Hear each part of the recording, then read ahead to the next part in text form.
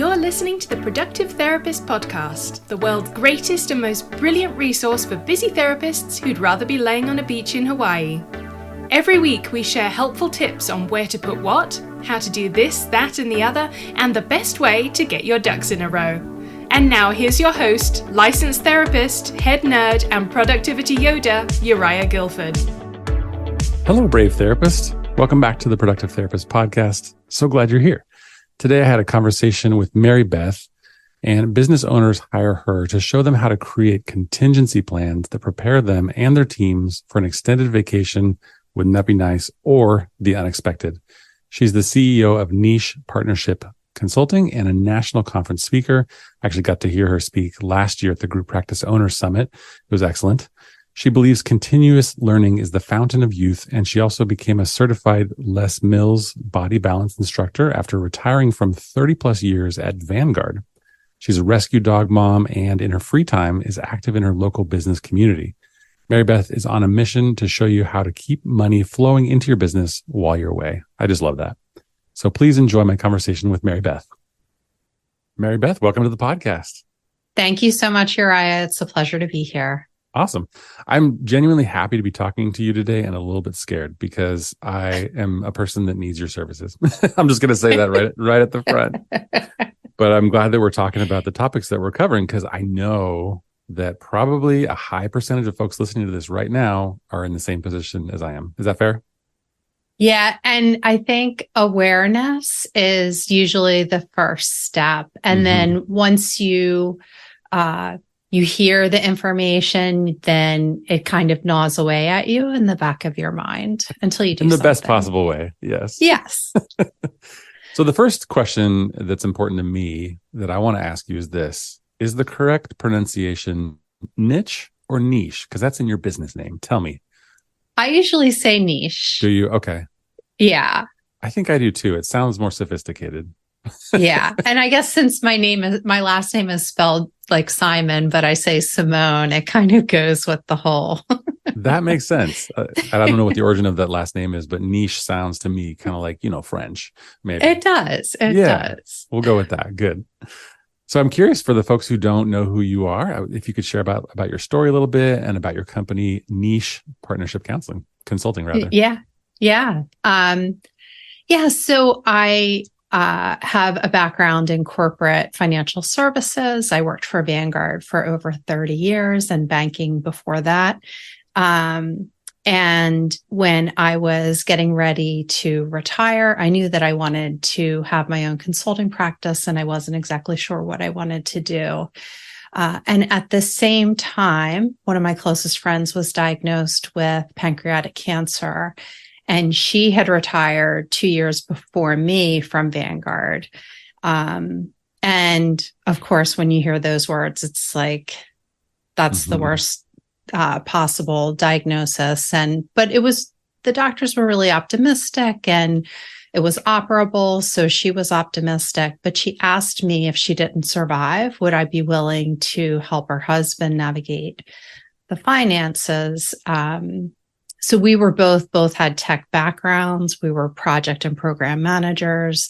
And he didn't use a cell phone or a computer. Oh my goodness. Okay. Yeah. And he was a little bit older than her. And so I said, yes, I knew that it would be a challenge for him to do what she does. She handled all the investing and handled all of the finances. And she did pass away, and I ended up spending 6 months working with her husband while I was working full time, trying to help him navigate this transition. And the one thing that didn't happen is I had asked my friend to show me what was going on in their life, in their financial life. And that seemed like a step too far. It would be like admitting, that it might not work out for her. Literally opening the books, right? And Yeah. So we never got to do that. And so I was going blind through, everything. I was searching her computer and looking for information, which she did have some information there that I was able to use. But it made me realize that as organized as all of us are, that we all could do a better job preparing for the unexpected. And especially, then you layer on having a business. So I find quite often that business owners also manage a lot of the information in the home, whether it be the investing or other aspects. And so when that person is out of the game, it's very challenging if they don't have a plan in place and if no one's prepared to step in. And that's a terrible scenario to find yourself in as a loved one or even a friend in that position. And I can't even imagine. I'm in a phase of life where my friends and myself, we are, sort of taking care of aging parents and having some of those conversations and even with professional colleagues about these types of things. Because when you have that experience in your personal life, then it kind of brings it top of mind. And then I'm asking my friends, hey, do you have a trust? Do you have a plan for your business and those kind of things? And I don't know, do you have any statistics or just kind of like generalized numbers on the number of people that are prepared for this type of thing versus not prepared? Is there any data in that? Yeah. I mean, the only data that I have been able to locate is data around estate planning and will preparation. Mm-hmm. And unfortunately, less than 50% of Americans even have a basic will in place. And millennials are doing a much better job at being prepared from an estate planning perspective. And that really started during the pandemic, which was really surprising. Okay. There are a lot of people who think that it doesn't apply to them, that it's not that complicated, that they don't have that much money, all kinds of different excuses, or they, are afraid of taking that step. It's not easy. I mean, unfortunately, we have a culture around money and money and death, right, that make these conversations incredibly complicated and difficult to have. Right. And a lot of us don't want to think about maybe either of those things in the present, much less about the future. Right. And I would suggest that I often see that people need their contingency plan even for just an unexpected medical event, or to be able to take an extended vacation. It helps people reassess who's doing what in the business, especially in a larger group practice. If you are interested in delegating more, then it gives you perspective and it gives you a process that you can use to get people up to speed to step in for you. And when I'm working with people, it never fails that someone in the family becomes ill and someone needs to step away and help out this other person. So when you think of that as a business owner, like if you have to go spend time with your parents or a family member because of something happening, like, are you able to quickly step away from your business? Definitely.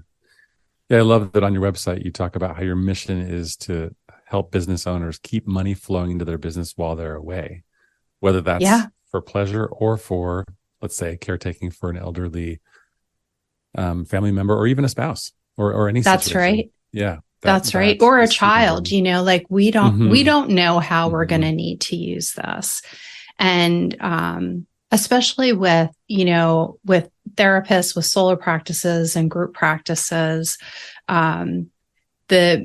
the therapist often has a goal of having that business provide for their family, whether the therapist is there or not, right? So, and for many people, it is a significant asset that they hope that one day will be able to be sold, and they want that to happen whether they're there or not, and they want their family to be taken care of. So they do want the bills to continue to be paid. They do want the business to stay healthy and thriving. But that doesn't happen if you just wish it, does it? That's right. It doesn't happen. Right. I wish it did. So, yeah, unfortunately, it could really go the other direction within a couple weeks or a couple months. You never know. You literally never know. Yeah. So for folks listening to this and they hear contingency planning and they kind of think they know what it means, but they're not sure, can you lay that out for us and how that applies to therapists? Yeah, sure. And the only reason that we don't already have one in place is that you can't really Google it and get a roadmap for how to do it. Okay. And so the way that I work with people, I offer 3 different types of contingency plans. And I recommend to people to start with their personal life, just you as a human being. And that would involve, having your estate plan in good order. A lot of people who work with me don't have anything in place when we start working together. So it might mean connecting them with an attorney resource. So for your personal life, that's getting all of your essential information together. That includes banking, credit cards, real estate, investments, vehicle information. It's a laundry list of information. And during the personal contingency planning phase, we also address, what is your password management strategy? Yes. Do you use an online password manager? Are you willing to? And so such a critical component, isn't it? It is. Our digital life is significant. And, it's also important to realize that our phone is a big part of that digital existence. So you want to make sure that your second in command can unlock your phone and have access to it if something happens to you.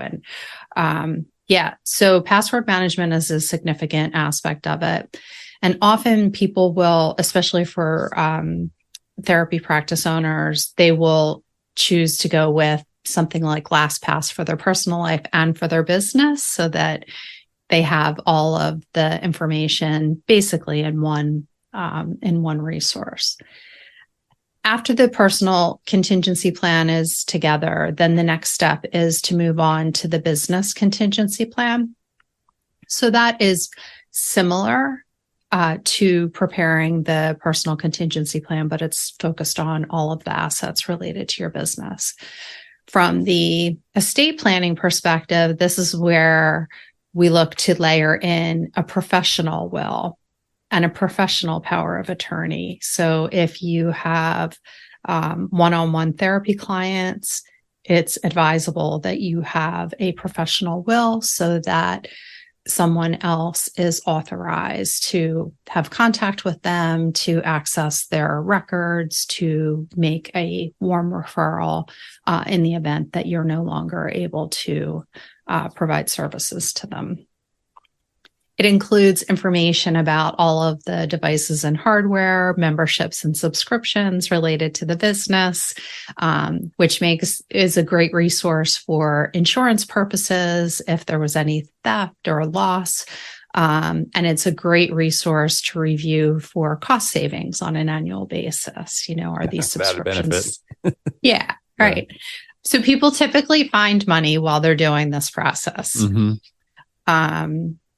So that's the business contingency plan. And then the third type of plan is a business continuance playbook. Mm-hmm. And this is an inventory of the business owner's roles and responsibilities from daily through annually. And so we map that out and then assess whether there are standard operating procedures in place for those roles that only the business owner performs. And if they need to be documented, then I interview the client and document it for them, which that technique is a great, like if you have a business bestie, or you have an assistant that you can work with to interview you on the steps of the process and document it for you. And then it's easier for you to review than to sit down and do the whole documentation yourself. So those are the 3 types of plans. That's super helpful. I remember years ago, I was so proud of myself because I got my professional will done. I had two potential executors. So if one wasn't available, the other one could step in. And, it was just me. I had a solo practice, so it was actually quite easy. I did and still do use LastPass. So that part was pretty straightforward. And then I started a group practice in 2015. And guess what I still have today? A solo practice professional will that is completely not applicable. to my situation. So I'm like, I'm not like, if I was to get hit by a bus, God forbid, I'm not in a great position because my family, my wife specifically, would be trying to figure out what to do. I do have a second in command in my practice, which I'm very fortunate to have, an executive director. But the truth is, she doesn't have access to everything that she would need in the event of something happening. So I'm not well prepared for all things. Yeah. And it's great to just take stock of what the current state is, and then just take incremental steps. Right. To start to make progress, because it can be overwhelming when you start to think about it, but you do have a lot in place. So it's not like starting from the beginning. Are you starting or growing a group practice? If so, you should definitely check out my book, The Productive Practice. In the book, I share a simple framework for growing your group practice while working 10 hours less every week. Building a group practice is super hard work. It's easy to burn out in the process, but you shouldn't have to sacrifice your own mental health to make a bigger impact. The book is full of practical ideas on how to improve your productivity, organize your business, and delegate more effectively to your team. Also, there are some excellent bonuses I've added with the purchase. This includes an audiobook version, a special intake optimization training, and a course to help you conquer email overwhelm. Go ahead and visit productivepractice.com to grab your copy today.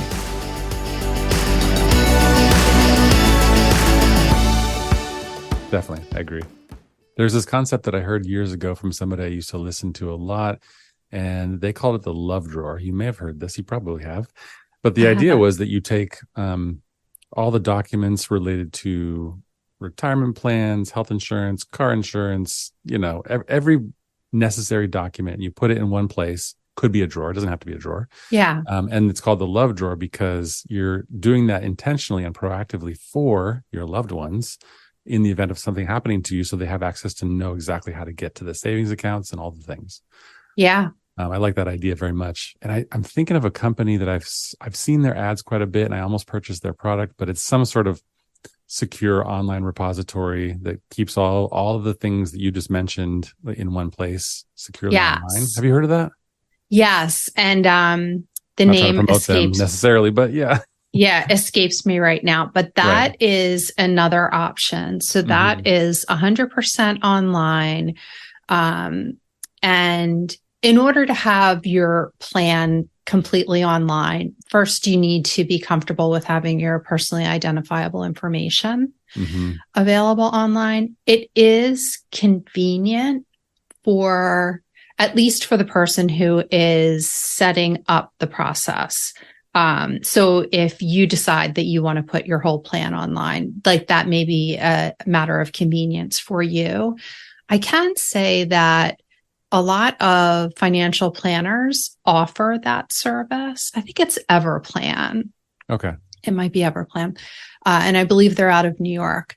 And so a lot of financial planners offer that as one of their perks for using their services. And they have said to me that their clients do not complete their plans. Interesting. Because they need assistance. They get stuck in maybe potentially the uploading part, the organization, or even just getting started. So what's important when it comes to your plan is that it's something that you are able to keep up to date and that it's easy for your second in command to use. And that would go for your password management system too. It has to be good for you, but it also needs to be good for your second in command, because that really is the end goal. That's a really good point. I'm thinking about my wife, and in our relationship and in our family, I'm like the tech support. So whatever the system is that we create, it needs to be not stressful for her to utilize. Right. I have like a practical logistical question. So if somebody doesn't want to put their information in some supposedly secure repository, does that just look like collecting the documents, printing documents, putting them in a folder and putting them in a safe and then giving somebody the combination? Is that kind of the idea? Yeah. So it is basically the idea. So the way that the system that I have created is I use binders for each of the plans. So often the personal contingency plan ends up being in 2 binders because there's just so much information when you're adding in birth certificates and insurance policies and everything. For most families, it's 2 binders. And then the business contingency plan typically ends up to be 1 binder. And it has step-by-step information around like narratives for banking, for the bank account. So it has your bank statements in there so that you can see all of the information and a narrative about how you move money. So like a lot of therapists use profit first. So there are pretty extensive narratives in the business contingency plan about that. And then for the business continuance playbook, which is the SOPs and the business owner responsibilities, most people store that completely online. We create it in Google Drive.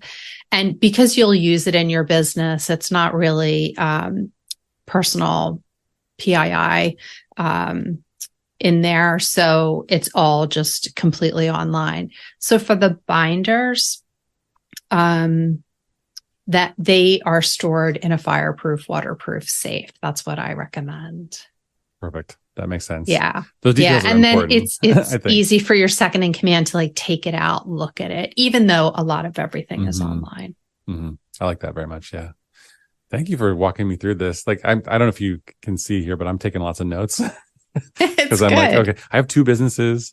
And obviously I've got a personal life that needs to be taken care of, 2 kids as well. So I want to make sure that I'm being thoughtful and proactive and prepared for all these kinds of things.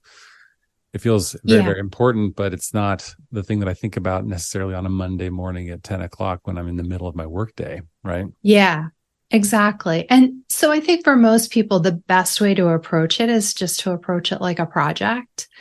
And, like put some time on the calendar. And when I work with people, we often do 3 months together. So 4 weeks for each plan. So you can use that as a guide for yourself for how long it will take. Allocate about a month for each effort. And the biggest challenge is really to not get distracted. Because it's not exciting work. It's important work. It's homework, right? It's like, homework. I know I should do this, but I really don't want to. I'd rather watch Netflix. It's all the shoulds. So it's important that you have some type of reward or a carrot for doing the work that you're doing. So think ahead about what that will be. Yeah. So a question about this. If somebody's listening to this and they're like, I know 100%, I don't have this. I need this. Personal and professional contingency plans.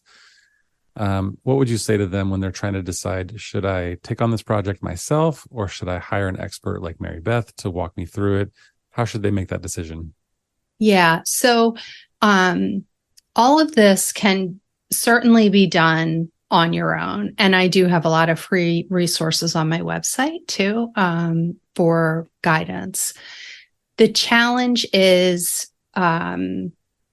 when you have a guide to walk you through, it goes faster. You have a partner who may be doing some of the legwork and research. When it comes to the business continuance playbook, I take all the homework. I'm doing all the documentation and then serving it up to get help. Yes. To the client to review for accuracy. During the personal and the business contingency plans, there is homework for the client. But I think the benefit of having a guide is having a process, having the binders delivered to you with all of the sections that we've already discussed that are specific to you. So it's all customized to you. And the information is provided or requested of you in bite-sized pieces so that you're not as overwhelmed as trying to figure it out. But it certainly can be done. Every person can do this on their own. Sure. I absolutely love a process or a good framework, and a guide of some sort. So that's really, really helpful. And I find too, a lot of times the value for me in working with experts is that the specific questions that come up that I don't know the answer to, and it would probably take me quite a while to find it. Let's say I was working with you, I could just say, Mary Beth, here's the details. What do I do, or what should I think about? And then you can give me that information. It's like, it's faster, right? And more, it is faster. Probably gets done better as well. Yes. Yeah. So I think that you get a lot of information and tips along the way that you might have to figure out on your own, right? So it definitely is faster, and it is more comprehensive. And then we also cover the process of how to train your second in command, because it's great to have the information together or to have that love drawer like you were talking about. But we don't know how effective it is until we start to review it with your second in command, and you have an opportunity for that back and forth, where your wife might say, I do not understand what this is, and my husband will say to me, like, you need to slow down because I don't know what you're, because it's our way of working. It's all, the information is in our heads and we need to convey it. Definitely. Just to make a point of clarification, when you say second in command, that could either be a spouse or an executive director in the business, or it could be anybody who is in charge of taking that plan and implementing it. Yes. Yeah. And it might be more than one person. So often with group practice owners, there is, their spouse might be their second in command for their personal life.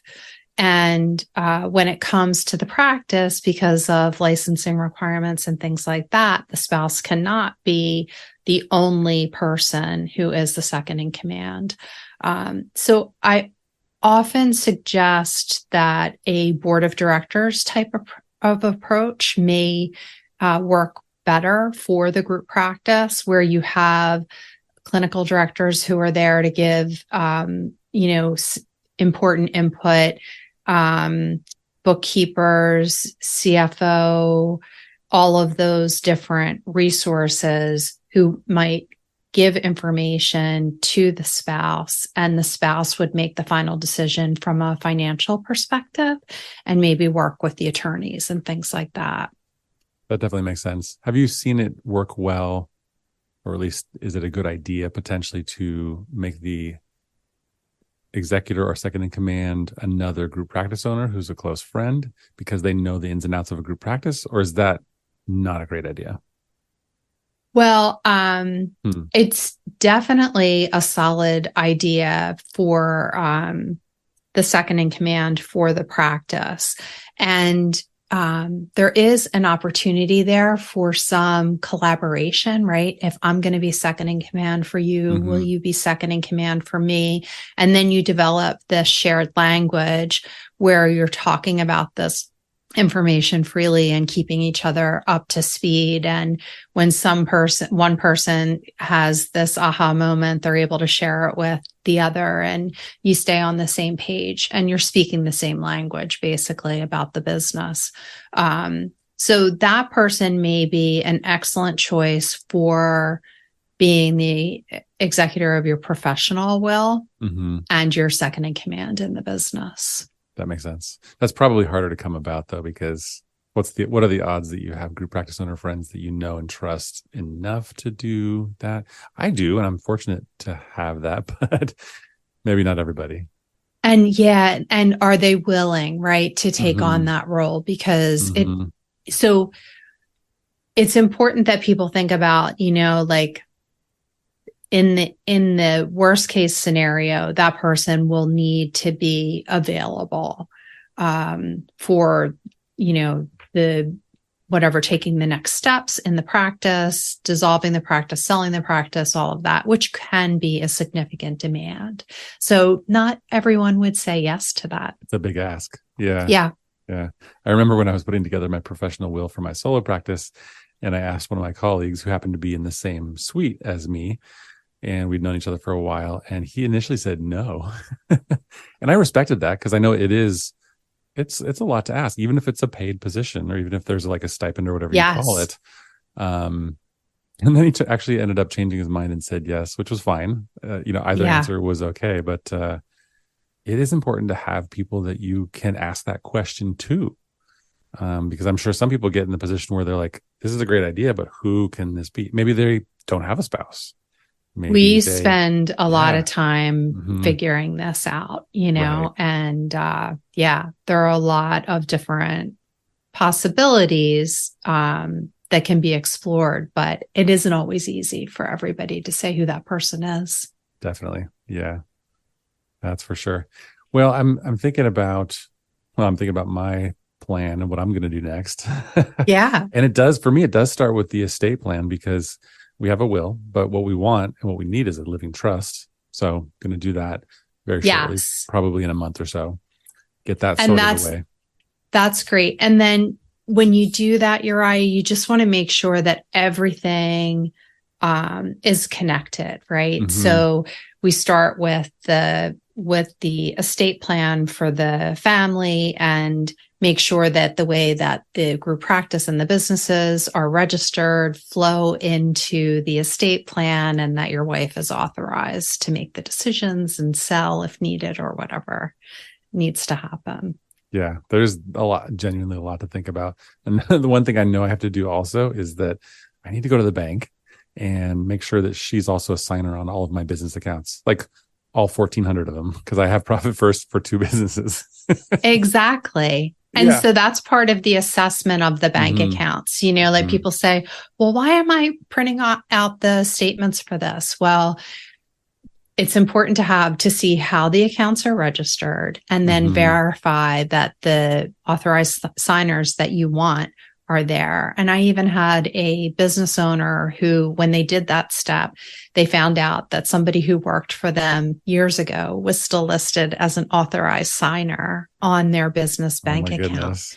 So it's a I saw that on your worthwhile step website. to take. You put that on your Yeah. website. That Yeah, was smart. I did. I was like, oh My no, sales coach said, you better put this at the top. because it's so specific. It's like, oh no, do I have that? What else have I done that I forgot about that I need to? It happens, right? We're Yeah. moving so fast and Mhm. business owners are just looking forward, It's so true. So for the people listening to this who want kind of like a next step to learn from you and potentially work with you, what would you recommend? Yeah, so I have a free course for creating SOPs for business owners. So I'd like to share that with your audience. And that's available at nichepartnershipconsulting.net/productive. And so that's one option. And I'm also very active on LinkedIn and would love to connect with anyone who wants to connect there. That's wonderful. Thanks for creating that. And my audience and myself included love all things SOPs. Yeah. So, I mean, who doesn't love a good system, procedure, policy once it's That's done? right. Yeah. And it has some hacks in there to make it a little bit easier. And you could you could sign up for it and give the information to your administrative assistant and have them Sure. follow it and do the interviewing for you. Yeah, I think I'm thinking through this. I don't want to do it all myself. I'm very tempted to work with you, so I might reach out. But also it makes sense to, like, for me to use my personal assistant to help with this process. Yes. And that could be a really good idea. Yeah. And that is not uncommon Mhm. for me to work with a business owner and their assistant because of the homework aspect of it. Right. That's great. Yeah. So good. Thank you for being on the podcast. Thank you for sharing all this wonderful wisdom. And honestly, thank you for what you do. And it came about because of this story, this personal experience. And then you're doing this because it matters to you. And I just know you've helped a lot of folks and you continue to do so. So I appreciate that. Thank you so much, Uriah. I really enjoy the work and feel like even just when somebody creates their will, it makes the world a better place. Definitely. Because it affects so many people potentially It does. down the line, right? Yeah. Yeah, it does. All right. Well, take care and have a good day. Yeah. Thank you so much.